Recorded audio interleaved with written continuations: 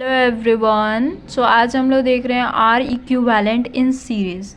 तो when negative terminal of first cell, जो negative terminal है फर्स्ट सेल का, is connected to positive terminal of second cell, वो connect किए हैं पॉजिटिव टर्मिनल के सेकंड सेल से। ठीक है, ये पॉजिटिव टर्मिनल हुआ सेकंड सेल का, ये नेगेटिव टर्मिनल हुआ फर्स्ट सेल का, उन दोनों को कनेक्ट किए हैं एंड सो ऑन, ऐसे चलते रहेगा। उसको हम लोग सीरीज ग्रुपिंग बोलेंगे। तो यहाँ पे जो सेकेंड सेल का जो नेगेटिव टर्मिनल है उसको ज्वाइन करेंगे हम जो थर्ड सेल का पॉजिटिव टर्मिनल होगा उससे। ठीक है, तो ऐसे ही करते करते तो वो सीरीज ग्रुपिंग हो गया। अब यहाँ पे देखते हैं, हम यहाँ पे निकाल रहे हैं कि जो आर इक्विवेलेंट है वो कितना आता है। ठीक है ना, आर इक्विवेलेंट हम सीरीज में अगर हमें निकालना हो तो डायरेक्ट हमें फॉर्मूला मिल जाए तो उससे भी हम निकाल सकते हैं, तो वो हम देख रहे हैं। तो वी ए बी निकालते हैं, वी ए और बी यहाँ से यहाँ तक का डिस्टेंस, तो V A minus V B हो जाएगा, ए माइनस बी।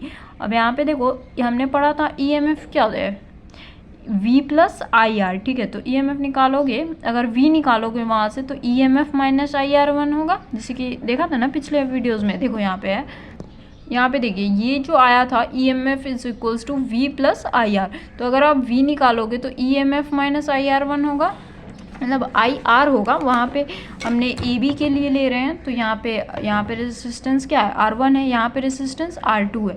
तो यहाँ पे ई एम एफ वन है यहाँ पे, और ई एम एफ इस बी के लिए टू है। ठीक है ना, तो E M F one minus I R two. अब बी और सी के लिए देखते हैं, बी और सी का, तो इसके बीच का क्या हो जाएगा, वी बी माइनस वी सी। तो यहाँ पे ई एम एफ टू हो जाएगा, ई एम एफ यहाँ पे टू है, E M F two minus I R two हो जाएगा, क्योंकि यहाँ पे रेसिस्टेंस टू है।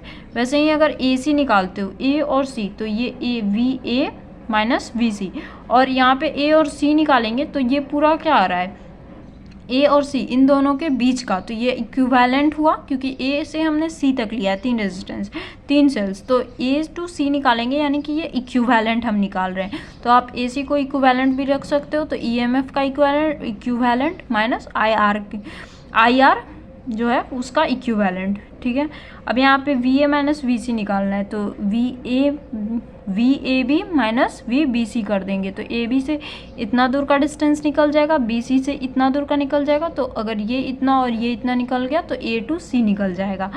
तो यहाँ पे V A minus V B कर दिए, और यहाँ पे V B minus V C कर दिए। अब यहाँ पे कितना है, V A B, V A minus V B E M F one minus I R one है, और यहाँ पे V B C E M F two minus I R two है, ये वाला। अब एक टर्म जो है उसको एक पास कर देते हैं, तो ई एम एफ वन और ई एम एफ टू इन दोनों हो गया ये, और यहाँ से आई माइनस आई आर वन है, माइनस आई आर टू है, तो माइनस आई अगर आप कॉमन करते हो तो R one plus R two हो गया। अब इससे कंपेयर कर लो, तो ई इक्विवेलेंट कितना आ रहा है यहाँ पे, E M F one plus E M F two, और आई आर इक्विवेलेंट कितना आ रहा है, R one plus R to.